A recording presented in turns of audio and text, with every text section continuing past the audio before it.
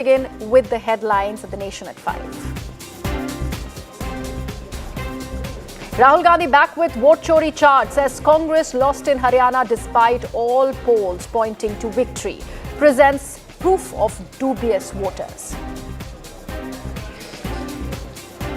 BJP hits back at Rahul Gandhi, calls vote chori charge baseless, saying Lok Sabha leader of opposition is only finding excuses for the party's defeat in Bihar.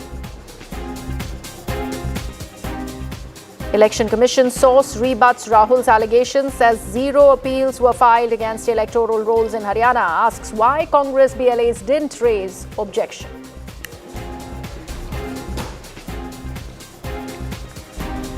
Row over RJD rally in Samastipur. Miner says we will roam with guns if RJD returns to power. BJP calls it proof of jungle Raj culture.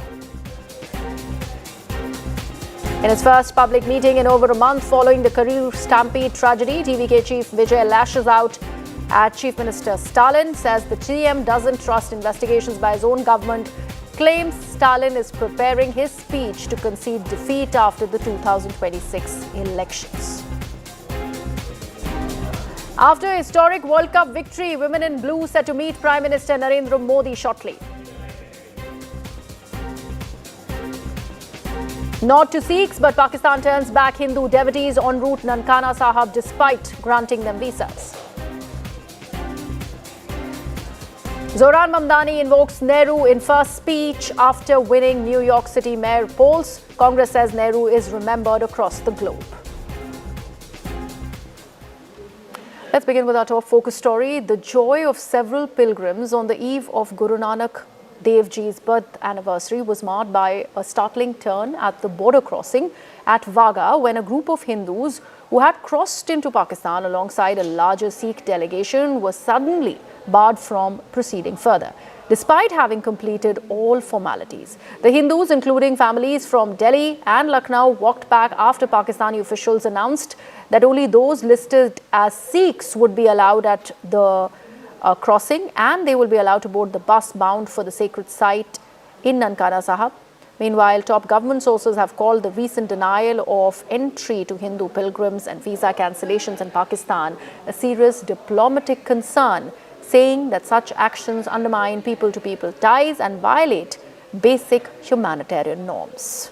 On one hand, Hindu devotees were turned back from Nankana Sahib in Pakistan, and on the other, if we take a look at the Indian side, Amritsar's Golden Temple is where people were seen gathering all the faiths together, sharing a langar, praying together, which was, of course, a true symbol of unity and equality. Here's a ground report. मैं दरबार साहब की जैसे golden temple भी बहुत सारे लोग golden temple के नाम से जानते, तो वहाँ के बिल्कुल बाहर मैं मौजूद हूँ।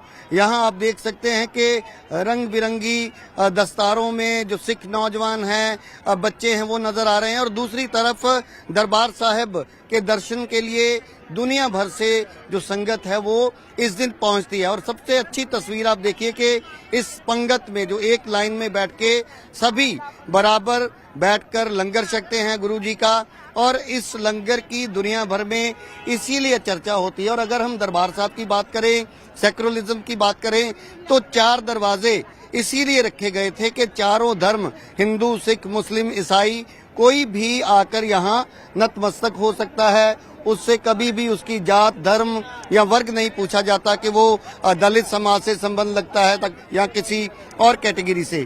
तो दरबार साहब की मैं तस्वीरें दिखाऊंगा। आप देख सकते हैं कि आज जो है शाम को परिक्रमा में दीपमाला भी की जाएगी। उसके बाद फायरवर्क्स होगा, अलौकिक जो आतिशबाजी है उसको देखने के लिए भी दुनिया भर से संगत यहाँ पहुँचती है।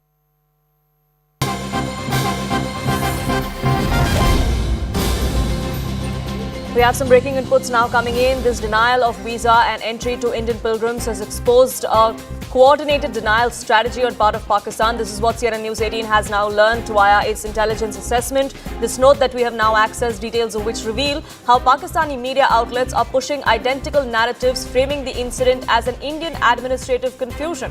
Sources say that the ISI Media Monitoring Cell in Rawalpindi has activated over 300 proxy accounts and religious influencers on social media platforms like X and Facebook to amplify these claims that it wasn't Pakistan's fault. In fact, it was India's fault to abandon these pilgrims and deny them rights. This is the kind of propaganda that we are now seeing being peddled from the Pakistani side, where these proxy accounts on social media platforms like Facebook and X are trying to turn the tables on the Indian side, when it's very clear that this discrimination did come on part of the Pakistani authorities and not the other way around. We'll be joined by my colleague Akanksha in just a short while from now to get us more details. But this is that intel note that we have accessed here on CNN News 18. Our securities editor Manoj Gupta getting us those details of how Pakistan is now trying to turn the tables, because this is an issue that will be raised at the highest levels by India, the kind of discrimination that was seen at the Wagah-Attari border. A lot of these pilgrims that were supposed to go to the Nankana Sahib were allowed to cross the border into Pakistan. Many of them were even welcomed by the Pakistani administration before they began their pilgrimage, and then they were segregated into Sikhs and Hindus, and the Hindu pilgrims were asked to return. Siddhant, my colleague, now joins us, getting us more details. Siddhant, what more are we learning from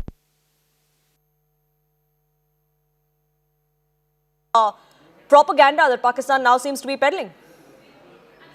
Well, that's right, Poonam. So visa and entry denial to Indians coordinated denial strategy. Pakistani media houses like Geo News and ARY Digital carry identical narratives, framing it as an Indian administrative confusion.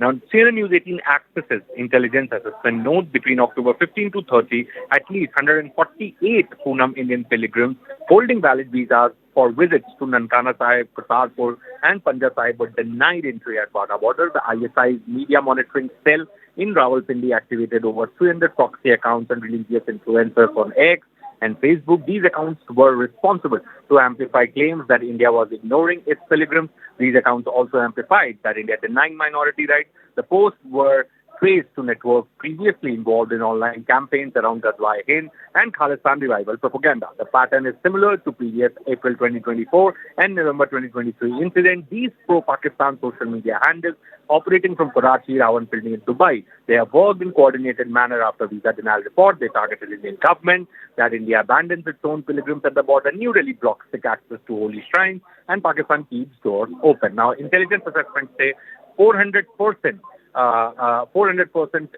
spike in posting of these slogans between October 28 and November 20. Now, the Indian side is also looking at this very carefully, isn't it? Because we've made it clear that this is discrimination, Siddhant, on part of the Pakistani authorities, that there is no administrative mix-up as Pakistan may try and pin this as. It's clear discrimination and bias coming in from their side. Well, that's right. In fact, secondly, they have been detained for prolonged questioning. In fact, the intelligence intercepts indicate the denial was deliberately done with the Guru Nanak Guru Parv commemorations between November 1st to November 5th. This is to provoke anger among Sikh groups in India and abroad. This was an attempt to dilute responsibility and create domestic resentment against Indian authorities.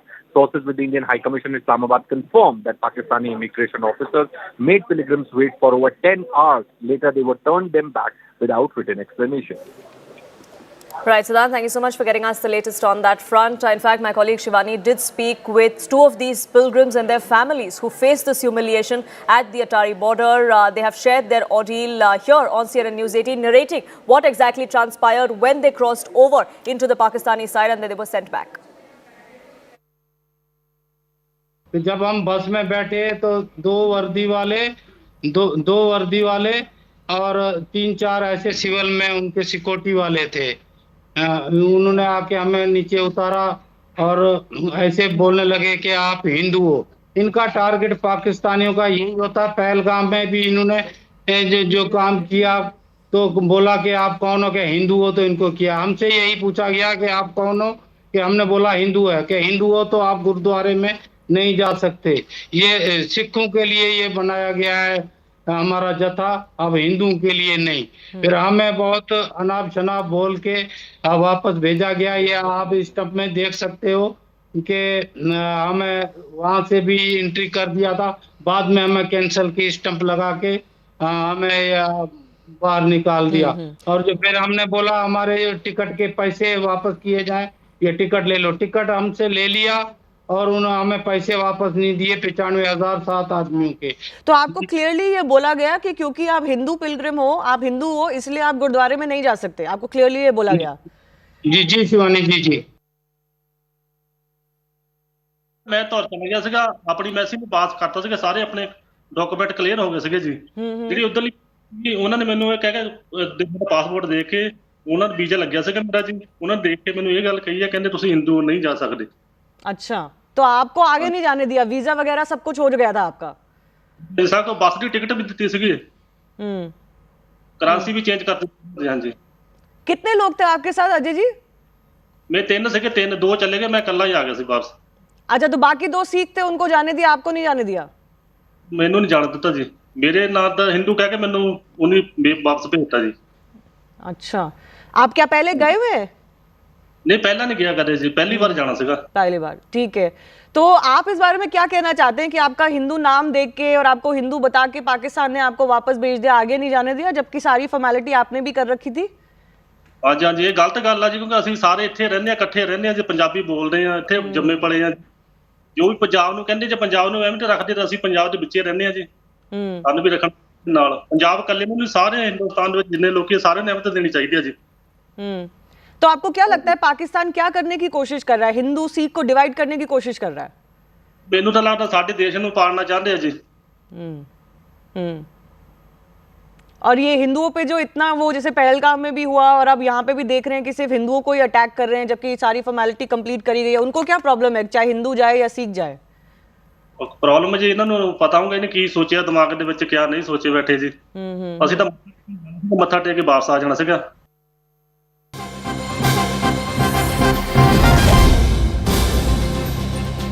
Shifting focus to a CNN News 18 exclusive, Captain Shubhanshu Shukla, the first Indian to step aboard the International Space Station as part of the Axiom Mission 4, earlier spoke with my colleague Shrishti. This is our exclusive conversation in which he describes his space journey, an unforgettable experience, and what lies ahead. Listen in to that exclusive conversation. Today we have with us Group Captain Shubhanshu Shukla, yes, the Indian astronaut who made a historic mission for India and became the first Indian astronaut to board the International Space Station. Group Captain Shukla, welcome to CNN News 18. It's been months since that historic mission. How do you think it has changed the way people dream, the way India dream? I think in a sense a lot of ways it has changed. I did not have an idea of how this will impact people back home, but I can say that I'm extremely happy to see how people are excited about this, especially kids and youth. They are so excited about space now. They ask me such strange and interesting questions. It just shows that their interest is growing and they are reading up on their own, and I think it is a great momentum that we should keep giving wave to, because the plan that we have of becoming a developed nation by 2047, and precursor to that a lot of missions that we have, I think getting this new generation excited and wanting to be involved, to be a part of this, I think that is going to be our core strength. So I'm really happy with the kind of excitement that is there in the country. Right, sir. I think the big dream that India has is Gaganyaan, and the preparations are there. Yes, 2 years down the line. How do you think the preparations are going for that? The preparations are going very well. In my talk today as well, one of the key points that I wanted to communicate was that the human space missions are extremely challenging and they're very complex. And I think that is what is to be understood by everyone. So these are not simple things to be done. So it takes time. But I'm very happy to say that the preparations are going very well and we are on the track. And now that we have been a part of a human space mission end to end, we have filled in the gaps. If at all there were some gaps, we have the knowledge now. And I think very soon we would be on our path of launching someone from Indian soil on an Indian rocket.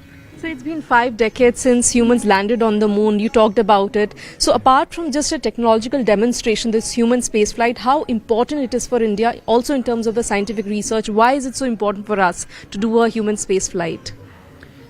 See, when we pursue human spaceflight missions, what we are essentially trying to do is sustain life in an environment where it should not exist. The conditions are very harsh. And so what happens is, by pursuing this, you are solving very unique problems and coming up with unique solutions.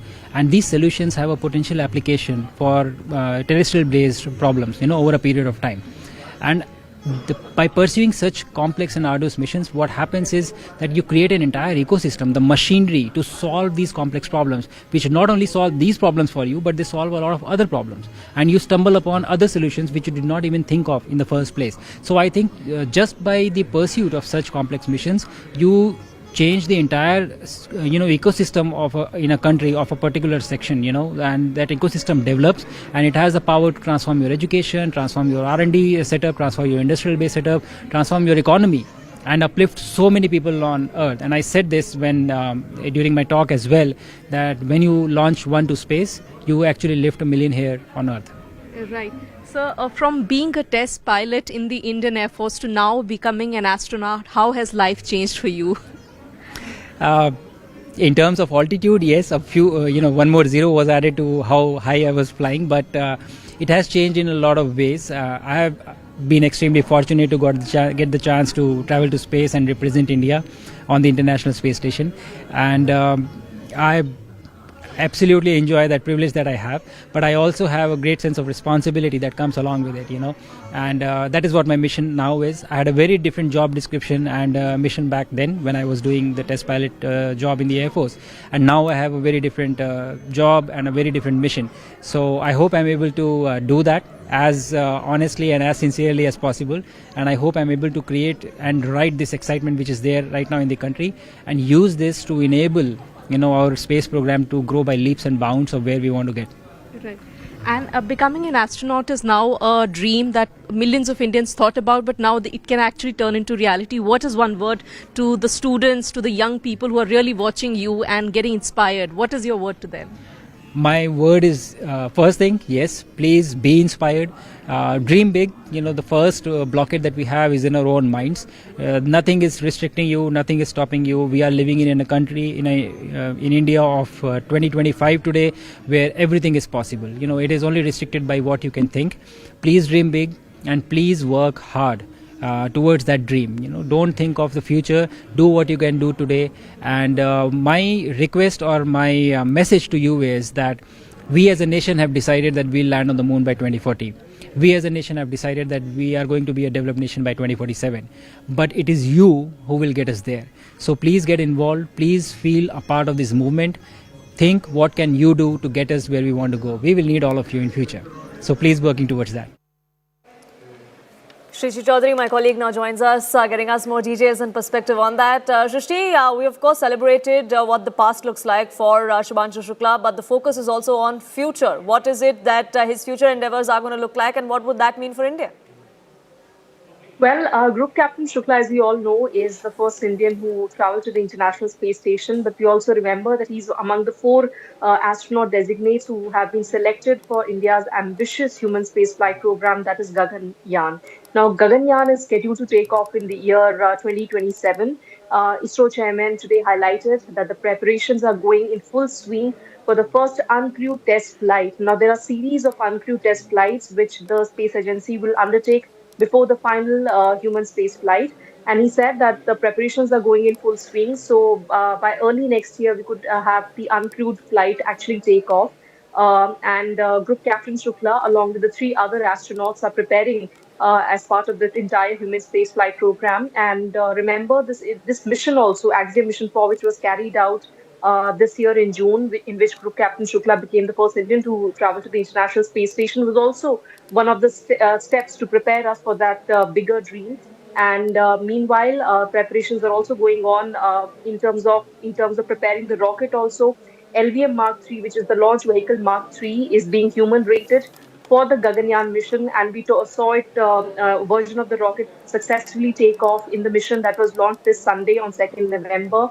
When the ISRO launched its heaviest communication satellite aboard that rocket. So the rocket's track record is great, and of course there are several sectors which are coming together to make this dream a reality.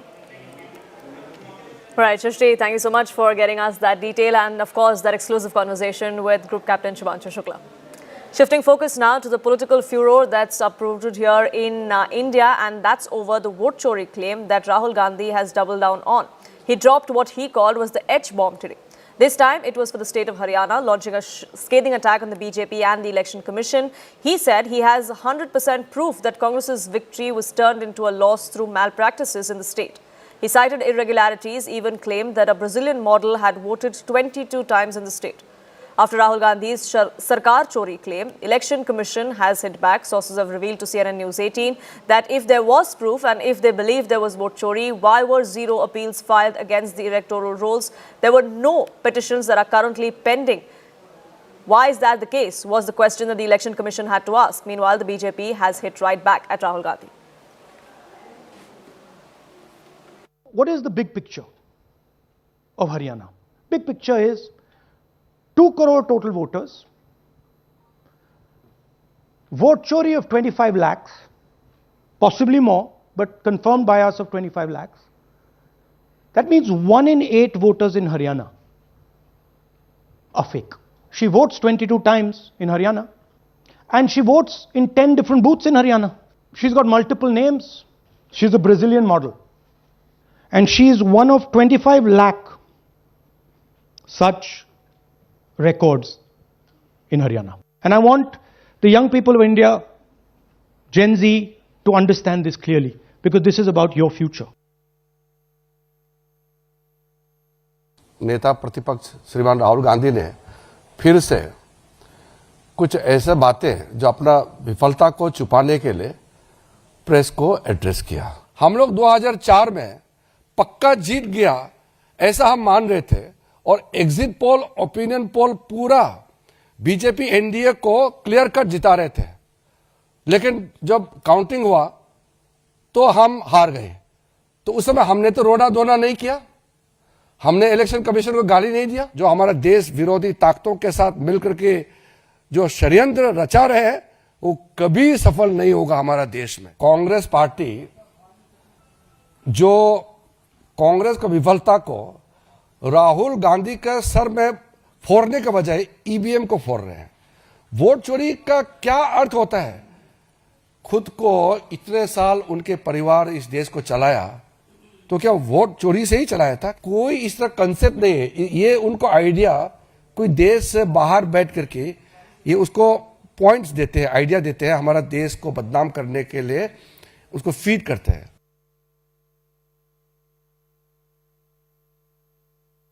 Clearly getting obvious now is that there has been a very systematic way of taking away eligible voters and bringing in ineligible voters.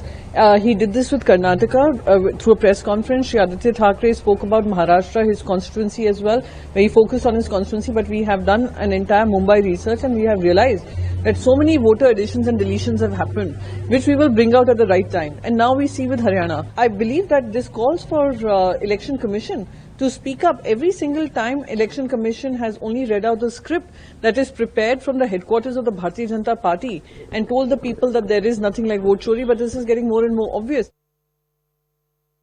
देखिए, जब भी किसी का vote कटता है तो आराम से उसको 6 महीने का टाइम मिलता है, वोट बनवा ले। जिसका आइडेंटिटी ही नहीं देश का है उसको राहुल गांधी या तेजस्वी बाबू क्यों वोटर बनाना चाहते हैं? चुनाव आयोग की दुनिया में सबसे ज्यादा अगर किसी की तारीफ होती है तो भारत के चुनाव आयोग की तारीफ होती है। तो ये लोगों का उद्देश्य ना फ्रस्ट्रेशन में है। मेरे सोच से राहुल गांधी एक इंटेलेक्चुअल टेररिस्ट हैं, एक वैचारिक आतंकवादी हैं। These kind of silly comments are not going to take away from the real issue. The real issue which our leader Rahul Gandhi ji has raised is of vote chori, 25 lakhs at a conservative estimate, 25 lakh voters जिनकी vote चोरी हुई है. This is the major issue today. Mr. Rijiju may kindly reply on the issues raised by Rahul Gandhi ji. Balki I don't think even Rijiju ji need to reply. The Prime Minister and the Election Commission, first and foremost, the Election Commission must accept its responsibility and reply to whatever has been put in public domain by our leader Rahul Gandhi ji. अगर इस तरह से सरकार बनाई जा रही है कि वोट जोड़ रहे हैं, वोट काट रहे हैं, वोट चोरी हो रहा है, तो फिर लोकतंत्र कहाँ है? अब जो आवाज उठाता है, सुनिए, जो आवाज उठाता है उसको आप अनाप शनाप बोलते हैं। क्योंकि वो डरता नहीं है, वो आवाज उठाता है। राहुल गांधी रुकेगा नहीं, राहुल गांधी सच बोलेगा और सच देश देख रहा है, समझ रहा है। Pallavi, my colleague, now joins us, getting us more perspective on this. Pallavi, this is the third state that the Congress and Rahul Gandhi have looked at. It started with Karnataka, they've spoken about Maharashtra and now Haryana as well. But the one response that the Election Commission has in all of these cases is that if there was a problem, why didn't you raise it? Why is it that there were 0 appeals that were filed? If you remember that long march which the India bloc had done from the Makar Dwar of Parliament to the Nirvachan Sadan, the Election Commission had given them time. They said there are logistical problems, so we are just going to call a few of your representatives, which is 15 of those MPs. Please come and address your concerns with us. But no one from the India bloc even bothered to turn up. That is what Election Commission is saying, that you keep running to the media, you hold these press conferences. If you had these kind of problems, if you've collected data, all you really need to do is to come to the Election Commission and tell us what your objections and your concerns are. But the Congress argument to this has been, what's the point of going to the EC when the EC is subservient to the BJP and you're not even going to address our concerns? You don't go and complain about a thief to the thief itself, is the argument which has come in from the Congress party. And therefore, I think Rahul Gandhi chose his day of doing the press conference as a day before the first phase of polling in Bihar, because his voter Adhikar Yatra began from there, his hashtag vote chori began from Bihar, and therefore he's also trying to make the point which he referred to actually, Poonam, during the press conference, that even in Bihar we are going to see a repeat of what happened in Haryana. Of course, the BJP is seeing this as an admission of defeat, and that is something which they're going to build up on the ground as well. But for Rahul Gandhi, his key electoral slogan from here on will remain vote chori. And whether that bears any resonance, at least in states like Bihar, which goes to polls, or any other state that go to polls next year, whether that's something that the voters really care about, we'll find out sooner than later. But Pallavi, thank you so much for getting us the latest on that front. It is time for a quick break on this edition of Nation at 5, but news and updates continue here, so don't go anywhere.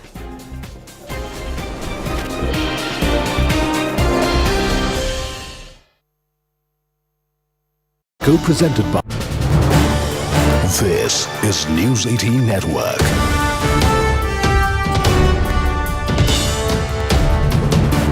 India's largest news network. Begin with a top focus story at the top of 11. The joy of several pilgrims on the eve of Guru Nanak Dev Ji's birth anniversary was marred by a startling turn at the border crossing at the Wagah, when a group of Hindus who had crossed into Pakistan alongside a larger Sikh delegation was suddenly barred from proceeding further, despite having completed all the formalities. The Hindus, including families from Delhi and Lucknow, walked back after Pakistani officials announced that only those listed as Sikhs would be allowed to board the bus bound for the sacred site in Nankana Sahib.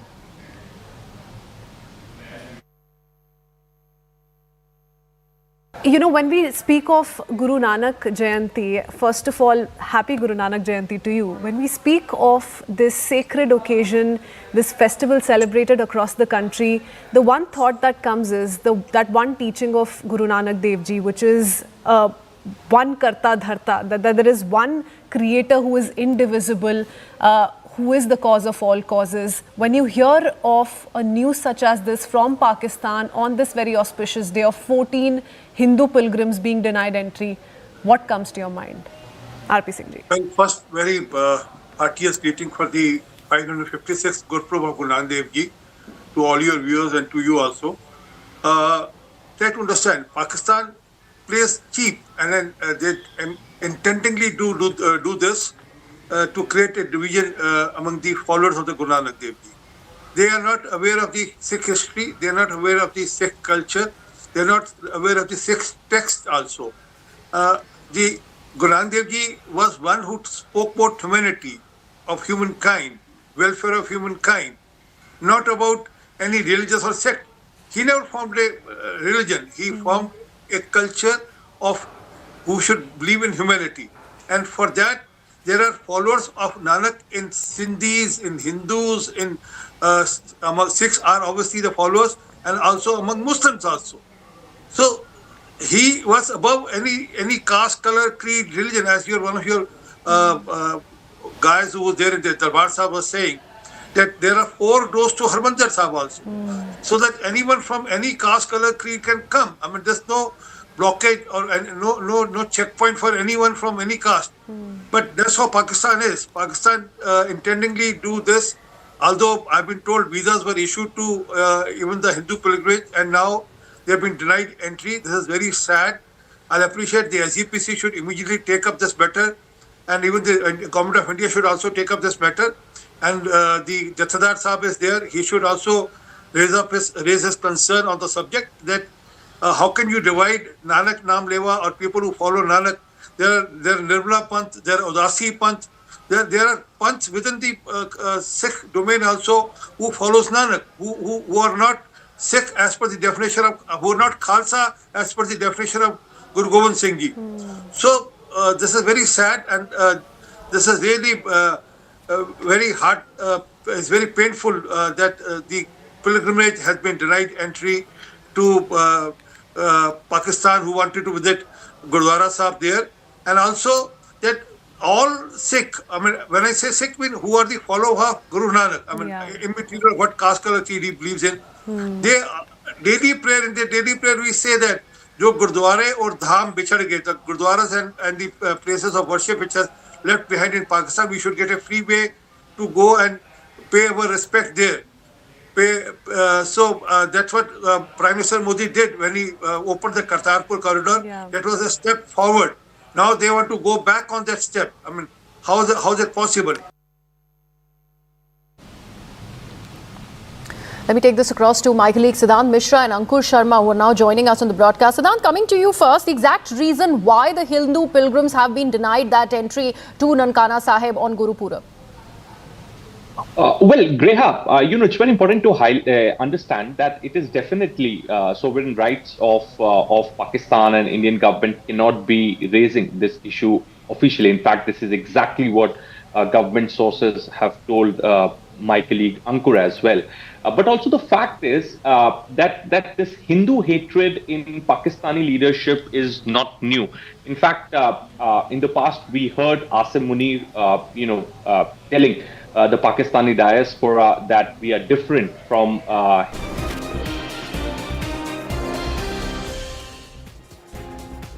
Welcome back. You're watching Nation at 5 with me, Poonam Burde. With hours to go for the first phase of assembly elections in Bihar, the BJP is exuding confidence, banking on opinion polls that have predicted a clear NDA victory. Prime Minister Modi, top leaders of the BJP have intensified campaigning. They have promised growth, they have promised jobs. The opposition, however, has promised that the polls are, there is manufactured momentum, and that's what the BJP is citing, claims the Mahagathbandhan. Meanwhile, a viral video from an RJD rally in Samastipur showing a minor on stage boasting about gun culture, roaming around with a katta if Tejasvi Yadav returns to power, has triggered a major fight between the two alliances in Bihar on the eve of phase 1 of polling.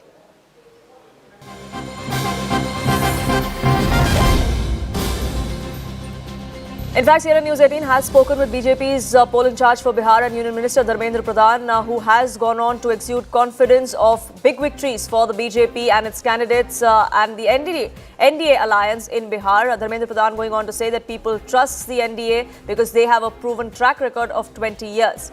Also adding that Nitish Kumar will continue as Chief Minister and there is no doubt over it, as is being put forth by Tejasvi Yadav and his allies.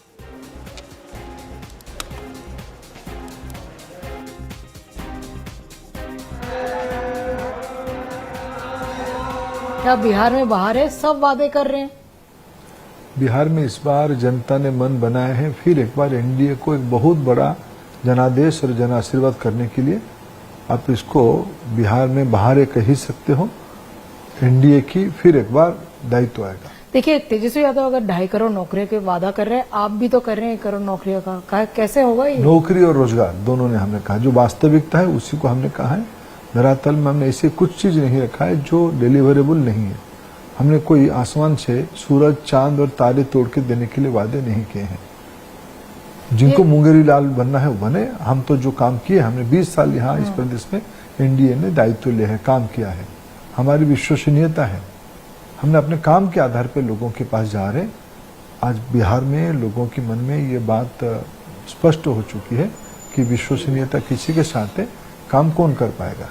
पर ये जो opposition के नेता है, खास करके तेजस्वी यादव कह रहे हैं कि ये आएंगे, बड़े बड़े वादे करेंगे और चले जाएंगे। उन्होंने ये कहा कि जंगल राज तो ठीक है, पर अभी जंगल राज 2.0 चल रहा है, क्राइम चल रहा है। देखिए, वो लोग भूले नहीं है। 90 से 2005 तक जो रोमांचकारी समय रहा, जो दिल दहलाने वाले समय रहा, उसको लोग भूले नहीं है। इसी को किसी भी परिस्थिति के साथ तुलना नहीं किया जा सकता है। कोई मानसिकता है, उस मानसिकता की जो प्रतिनिधित्व करते हैं, आज वो जंगल राज 2 बनाना चाहते हैं। उनकी जो सब पात्र बने हैं, इस बार भी चुनाव में उनके जो पात्र बने हैं, उन्होंने सिवान जिले में किसको फिर सामने लेके आए हैं? जिन्होंने अपने प्रतिद्वंदियों को, अपने विचार विरोधियों को तेजाब में नहलाया था, उन्हीं को फिर उन्होंने प्रत्याशी किया है। ये मानसिकता ही है, वो बदली नहीं है। ये मानसिकता के खिलाफ ही लड़ाई है। यहाँ के युवा हैं, वो समझ पाएंगे इस चीज को। आपकी पार्टी क्या प्रयत्न करेगी? समझ रही है। देखो, युवा समझ ही रही है। 2024 में अभी लोकसभा के चुनाव गया है, पात्र वही थे। यहाँ की आशीर्वाद से प्रधानमंत्री नरेंद्र मोदी देश की तीसरी बार की दायित्व संभाल रहे हैं। अभी हाल ही में एक वादा भी किया तेजस्वी यादव कि अगर वो वापस आएंगे तो वो जो महिलाओं को एक्स्ट्रा पैसा देने की बात करें, आपको लगता है कि महिला मानेगी? बिकॉज महिलाएं सबसे इम्पोर्टेंट एक वोट बैंक इमर्ज हुई है इस समय। देखिए, वो है ही नहीं, वापस कहाँ से आएंगे? वो विरोधी में ही रहेंगे। आप विरोधी पक्ष को वापस हो जाएंगे। देखिए, वो तो अभी भी वादा करें कि अगर मैं बन जाऊंगा मुख्यमंत्री तो मैं ये करूंगा, तो बनेंगे ही नहीं तो क्या वादे का मतलब? आप इतना कॉन्फिडेंट कैसे? आपको इतना कॉन्फिडेंस कहाँ से आया? क्योंकि बिहार की जनता की स्पष्ट मत बन चुकी। मैं थोड़ा, मेरा जो सामाजिक जीवन का अनुभव है, मैं उसमें जिम्मेवारी के साथ कह सकता हूं कि आज बिहार की जनता फिर एक बार एनडीए को दायित्व देने के मन बनाया है, क्योंकि हमने काम किया है। फिर एक बार मैं दोहराना चाहूंगा, हमने इस राज्य की लॉ एंड ऑर्डर के ऊपर सब्सटेंटिव इंप्रूव किया है। इस राज्य में इंफ्रास्ट्रक्चर में काफी काम किया है। इस राज्य की एग्रीकल्चर में, हेल्थ में, टूरिज्म पे, हॉर्टिकल्चर पे हमने काम किया है। और आने वाले दिनों में बिहार को एक नई न्यू एज इकोनॉमी की ओर ले जाने की हमारी विश्वसनीयता के कारण लोग उसको भरोसा कर रहे हैं, विशेष करके युवा और महिला भरोसा कर रहे हैं। आप क्या मानते हैं कि पीके एक्स फैक्टर हो सकते हैं? बिकॉज लोग कहते हैं कि युवा शायद उनके साथ जा सकता है। आपका क्या? बिकॉज आप बहुत अच्छे एनालिसिस भी करते हैं पॉलिटिकली। इस बार की लड़ाई एनडीए और गठबंधन के बीच में, पीके कोई फैक्टर नहीं होंगे। बहुत लोग लड़ रहे हैं। Payal, my colleague, joins us, getting us more inputs and perspective on this. Payal, there are certain opinion polls that are also handing out the victory to the NDA camp. The BJP is confident that they will up their tally from last time around. You've travelled across Bihar as well. Do you think this confidence is right that the BJP has, or do you think that there could be surprises even for the party? Well, the BJP is a well-oiled machinery, Poonam. They do not take anything by overconfidence. They do not express, lack of application as far as anything is really concerned. They always prepared for the worst, and that's the reason, the leaders have been campaigning throughout the state. They've been getting feedback, from all over the ground saying that it looks like it's going to be a good margin as far as the victory is really concerned. Whether the BJP goes up from 74 remains to be seen. Whether there's going to be more increase in terms of numbers from Nitish Kumar's party, the answer certainly looks like yes, given the fact that they had 43 in the last elections as well. But the NDA on the whole is very, very confident. Dharmendra Pradhan in that interview was telling us that 160 is what Amit Shah said, and 160 is exactly what they're expecting to really get out of 243 as well. All hands on the deck approach. Everybody's been it's been a coordinated effort that you've seen coming in from all the NDA leaders, right from Nitish Kumar, who's gone ahead and campaigned and travelled for 400 kilometers by road, in fact, to address rallies, while Tejasvi Yadav was not doing anything as well. So that's the kind of comparison that they're drawing. They're very, very confident, but they're still marshalling their resources very, very well to the last minute. And the one thing which comes in very handy, which the opposition does not have, is the focus of the BJP and the NDA at the grassroots level as well. The steps that have been taken by the BJP is going to come in very handy this time around, at least what their sources are really saying. Well, we'll find out in a few days from now. The first phase of elections are going to be tomorrow. 121 seats go to polls. And CNN News 18 will be tracking all of what happens tomorrow and in the run-up to the second phase on 11th and the verdict on 14th. But for the moment, Payal, thank you so much for getting us the latest on that front. In fact, CNN News 18's Rahul Shankar spoke with C voters Yashwant Deshmukh. He decoded why the BJP has this particular confidence, why the BJP believes that their setbacks can be turned into opportunities, especially in the Hindi heartland. This is going to be a humdinger of an election. Some people say that it is going to be decisive in perhaps the politics as we see it, nationally as it emerges. Your opening thoughts first on the larger picture. What was the, this 2024, was it a one-off setback for the BJP in the Hindi heartland or the beginning of a deeper shift, and where does Bihar fit in? Well, very legit question. I mean, because 2024 certainly was a dampener as far as BJP's own goals were concerned. And the biggest dampeners came in from the states where they least expected them to, perform not that well. So that entire Hindi belt, starting from Rajasthan to Haryana to Uttar Pradesh to Bihar and like that, they kind of slipped almost everywhere a little bit, some places more, some places less. So, Hindi heartland, where Prime Minister Modi arguably enjoys the best of the ratings as far as our trackers are concerned and like that.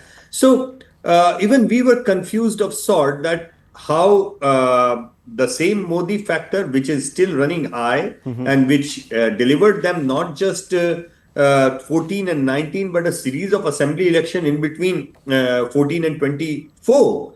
And it just kind of derailed the entire BJP campaign, and it fell down to 240 something, which they were not expecting. So arguably, there are questions to be asked in that way. And the anti-incumbency phenomena that we all kind of are hyper fascinated on, because that's the thing, the crux of democracy as we know it. Yeah. And the macro level anti-incumbency and micro level incumbency, that kind of clashes somewhere. There are layers of that. People might be happy with the CM and the Prime Minister, but they may be completely unhappy with the working of the MLAs and the MPs, and sometimes vice versa, So that was the question. If Mr. Modi's popularity or his chief minister's, NDA chief minister's popularity can override the dissatisfaction with their MLAs and the MPs, or if they can go, it can get derailed. And a glimpse of that we had witnessed sometime way back in 2004 when federal election, that's the national election, where Mr. Vajpayee's popularity was in the 60s, just like Mr. Modi's has right now, but it got derailed because of the micro level, state level incumbencies that were building along. So yes, 2024 was an eye-opener, and actually more than 24, what followed after 24 verdict was even more surprising. That when the BJP gets into a damage control exercise, when the RSS calls it that, okay, we are now going to work for you, we see a remarkable turnaround like Haryana, Maharashtra, Jammu region, and that is something which tells us limitations of leadership and organization both. If you ask me, the real double engine is not PM and CM and two people coming together. Real double engine happens when a good leader and a good organization, they work in tandem. If something falters, then one single engine is not good enough to pull the train through. That's how I look at it now. And Maharashtra and Haryana and Jammu and, even Delhi, most recently Delhi, for example, they are the prime most example where we have seen for the first time in 11 years, Prime Minister taking a backseat in terms of campaigning and being in the front, and organization taking a front seat in terms of delivering the mandates for the BJP. So yeah, what you are saying is absolutely right. This is after Delhi. Delhi again was not the real test, because in Lok Sabha Delhi BJP won 7 out of 7 in Delhi, and there was almost and like there was a double, yes, absolutely, double anti-incumbency. Arvind Kejriwal.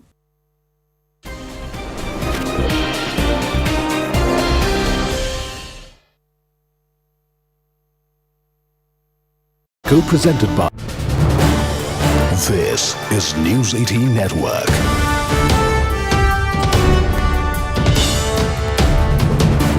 India's largest news network. Begin with a top focus story at the top of 11. The joy of several pilgrims on the eve of Guru Nanak Dev Ji's birth anniversary was marred by a startling turn at the border crossing at the Wagah, when a group of Hindus who had crossed into Pakistan alongside a larger Sikh delegation were suddenly barred from proceeding further, despite having completed all the formalities. The Hindus, including families from Delhi and Lucknow, walked back after Pakistani officials announced that only those listed as Sikhs would be allowed to board the bus bound for the sacred site in Nankana Sahib.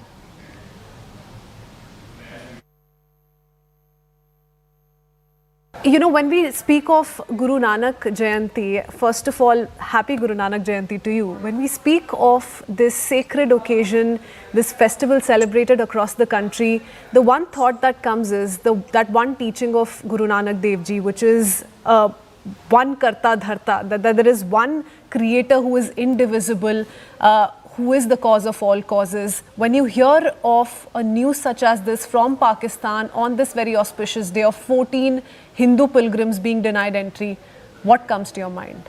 R.P. Singh ji. Well, first, very heartiest greeting for the 556th Gurpurab of Guru Nanak Dev Ji to all your viewers and to you also.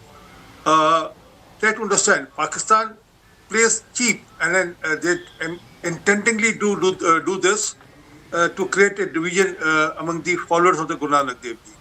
They are not aware of the Sikh history, they are not aware of the Sikh culture, they are not aware of the Sikh text also.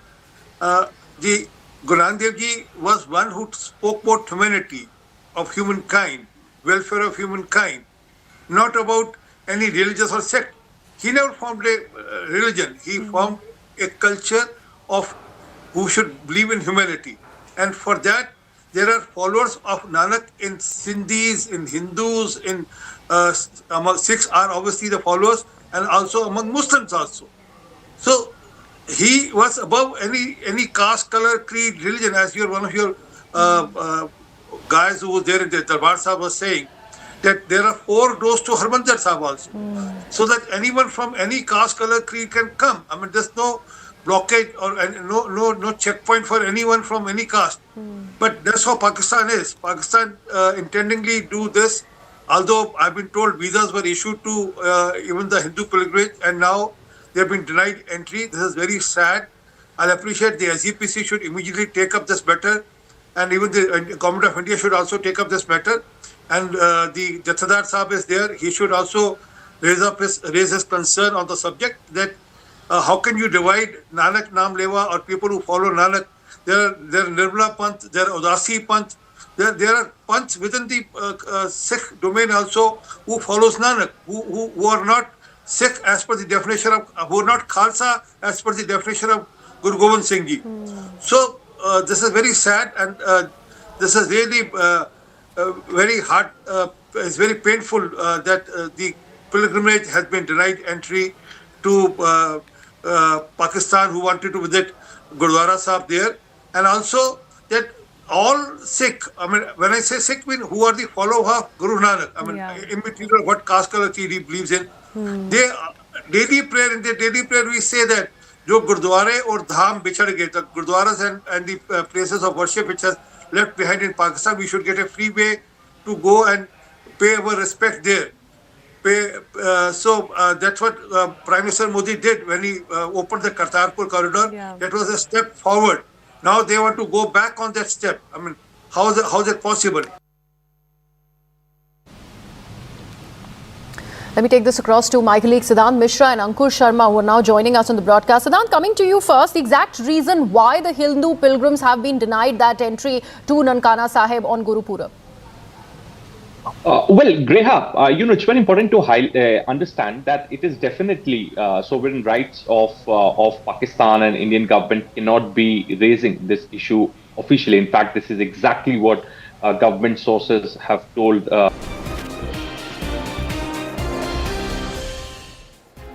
Welcome back to Nation at 5. Marking a historic moment, Zoran Mamdani emerged victorious in the closely watched New York City mayoral election, defeating political heavyweight, former New York State Governor Andrew Cuomo and Republican nominee.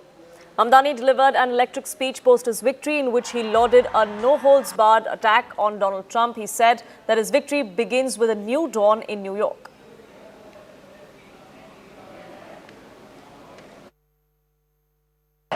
If anyone can show a nation betrayed by Donald Trump how to defeat him, It is the city that gave rise to him. And if there is any way to terrify a despot, it is by dismantling the very conditions that allowed him to accumulate power.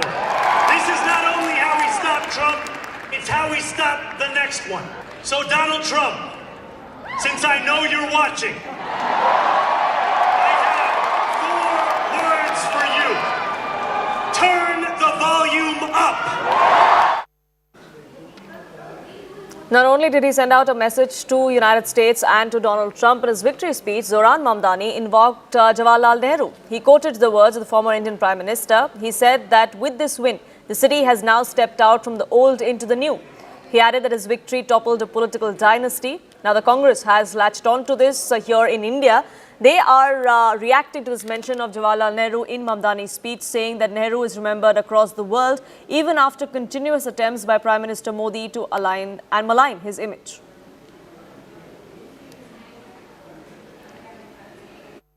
Standing before you, I think of the words of Jawaharlal Nehru.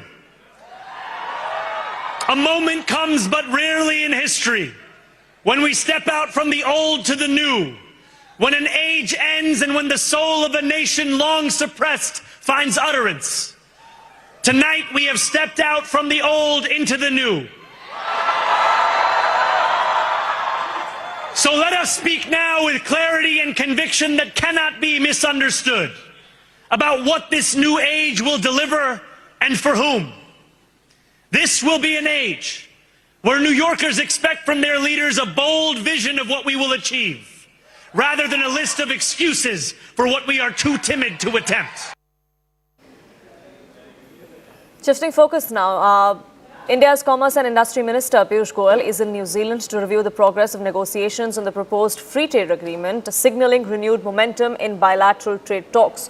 On the sidelines of his visit, Piyush Goyal had a detailed conversation, in fact, with the New Zealand Prime Minister and the Trade Minister as well. My colleague Anand Narasimhan brings us this exclusive ground report.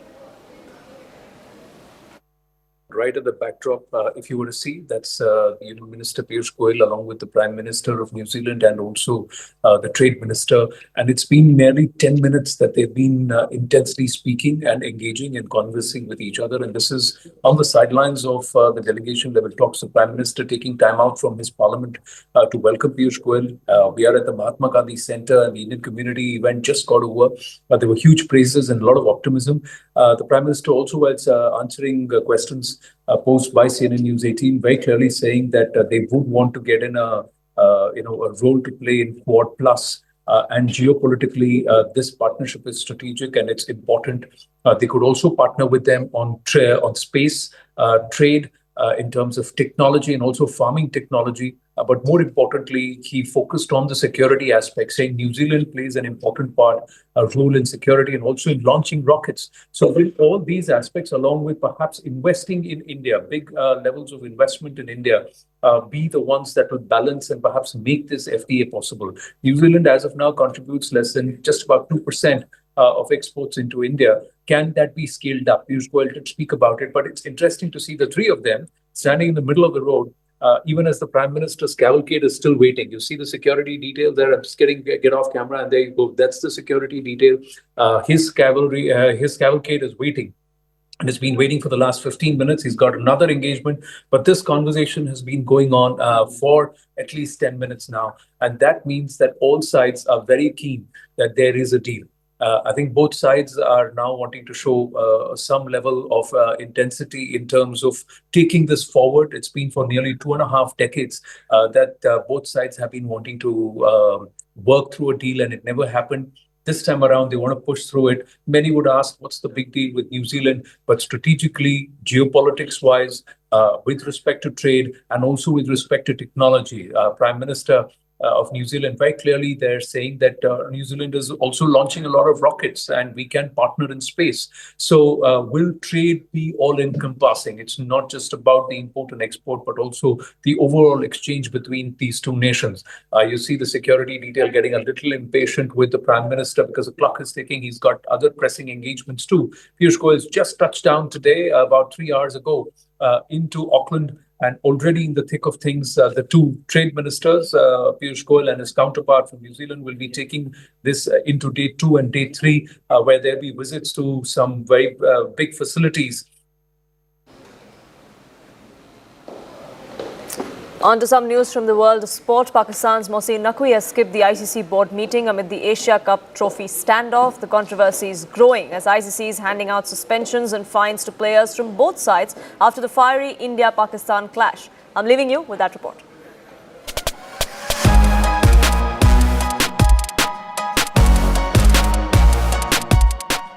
PCB chairman Mohsin Naqvi is unlikely to attend the ongoing ICC board meeting in Dubai, reportedly due to domestic political issues. However, the timing of his absence has raised eyebrows as the BCCI is expected to confront him over the lingering Asia Cup trophy controversy. The 4-day ICC meeting began on Tuesday, but Naqvi, who also heads the Asian Cricket Council, is now expected to skip the crucial board session, possibly joining remotely. According to PTI, PCB's Chief Operating Officer Sumair Syed will represent Pakistan at the ICC meet and may also stand in for Naqvi at the board session on November 7th if the minister remains occupied. At the center of the storm lies the Asia Cup trophy, which still sits locked in the ACC headquarters in Dubai. The final was held in late September, but the Indian team refused to accept the trophy from Naqvi following his anti-India statements. Since then, Naqvi, who also serves as Pakistan's interior minister, has reportedly ordered that the silverware not be moved without his consent. The trophy has not landed in BCCI's office till date. That is really not very comfortable for us. But we are taking this issue. Already we have written to the ACC chairperson about 10 days ago, requesting the ACC to hand over the trophy to or send the trophy to BCCI at the earliest possible time. But till this moment, we have not received back the trophy. So in that ICC's meeting, definitely we are going to raise this issue and raise our grievance before the apex body of the international cricket. And I'm sure ICC will do justice for India's claim to get the trophy at the earliest possible time. The controversy has coincided with the spate of ICC sanctions stemming from the fiery India-Pakistan encounters at the Asia Cup. Pakistan pacer Haris Rauf was handed a 2-match suspension after accumulating 4 demerit points for 2 separate incidents involving provocative gestures toward Indian fans and players. He was also fined 30% of his match fee for each offence, meaning he will miss the first 2 ODIs against South Africa on November 4th and 6th. India's T20I captain Suryakumar Yadav was also fined 30% of his match fee and received 2 demerit points for comments showing solidarity with the Indian Armed Forces. Pacer Jasprit Bumrah was issued an official warning and 1 demerit point for making a plain down gesture in the final. Meanwhile, Pakistan batter Sahib Zada Farhan was given an official warning and a demerit point for mock gunfire celebrations after scoring 50s, while India fast bowler Arshdeep Singh was cleared of his charges. The two teams had refused to exchange handshakes during the tournament, and the tension reached its peak when the title-winning Indian players declined to receive the trophy from Naqvi. The Asia Cup silverware remains locked, symbolic of a larger freeze between the two boards.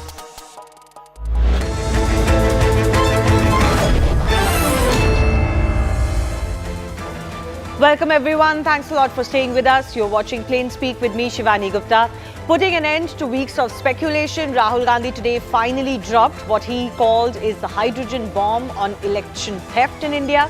After Maharashtra and Karnataka, Rahul's vote chori charge focused on Haryana, a state he says Congress should have won because their internal assessment and public polls showed Congress was winning with a landslide.